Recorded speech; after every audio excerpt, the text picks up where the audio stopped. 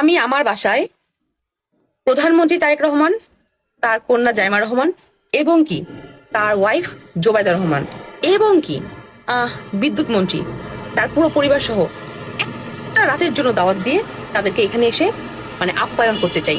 তারা একটা রাতের জন্য আসবে, থাকবে, সকালবেলা চলে যাবে।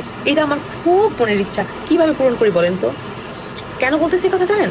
কারণ তাদের আসা উচিত, তাদের দেখা উচিত আসলে আমরা কিভাবে থাকি। কারণ তারা কখনোই বুঝবে না যে সারাদিন কাজ করে এসে ঘুমাইতে যাওয়ার সময় কারেন্ট নেই, খাইতে বসার সময় কারেন্ট নেই, মানে বাথরুমে গেলে কারেন্ট নেই, মানে কারেন্ট এখন যায় না, মাঝে মধ্যে আসে। এই ফিলিংসটা তারা বুঝবে না, কারণ তাদের ঘরে তো একটার জায়গায় 32টা আইপিএস লাগানো থাকে। একদিক দিয়ে যায়, একদিক দিয়ে আসে, কোন দিক দিয়ে কি হইতেছে তারা টায়ারও পায় না। তাদের সবসময় গাড়িতে, রুমে এসি চলে। তাদের তো শান্তির জীবন ভাই, আমাদের তো শান্তির জীবন না। আপনি একটা কথা চিন্তা করেন, যেসব ভাইরা রিক্সা চালায়, যেই গরমটা আজকে পড়ছে, মানে হচ্ছে সূর্য আকাশে নাই, সূর্য সবার মাথার কাছে ফিট করা, এমন গরম পড়ছে, সেখানে একটা রিক্সাওয়ালা মানুষ বা একটা দিনমজুর মানুষ, খেটে খাওয়া মানুষ সারাদিন ডিউটি করে ক্লান্ত শরীর নিয়ে ঘরে আসছে, কারেন্ট নেই। অফিসে থাকি আবদ্ধ জায়গা, মানে 3 ঘন্টার মধ্যে 2.5 ঘন্টা কারেন্ট নেই, 0.5 ঘন্টা কারেন্ট পাই। মানে ফোন চার্জ দিব, নাকি নিজেরা ঠান্ডা করবো, নাকি হচ্ছে একটু পানি ঠান্ডা করবো, মানে পাগল হয়ে যাই। এই হচ্ছে আমাদের অবস্থা। তাই বলতেছি, আমাদের দুঃখ বুঝতে হলে আর কারেন্টটা আমাদের পর্যন্ত আসতে হলে ওই যে প্রধানমন্ত্রী আর হচ্ছে বিদ্যুৎ মন্ত্রী, ওনাদের একটু আমাদের বাসায় বেড়াতে আসতে হবে। আমাদের এখানে এসে আমাদের মতো কষ্টটা করে তারপর ওনাদের ফিল নিতে হবে আসলে কষ্টটা কোন জায়গায়, কষ্টটা আমরা কেমনে করি। কিন্তু এরা বুঝবো না গো।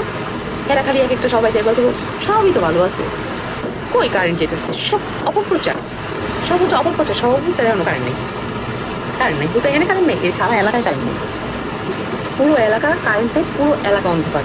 এইভাবে কিভাবে একটা মানুষ থাকে, কিভাবে তার যান চলে? এই যে আমাদের একটা বুড়ি, দেখি বুড়িটাকে দেখি, এদিকে আসো। এই বুড়িটা খালি গায়ে কাঁপতাছে, প্যাঁ প্যাঁ প্যাঁ, এটা খালি গায়ে করে দিছি। এই হচ্ছে অবস্থা।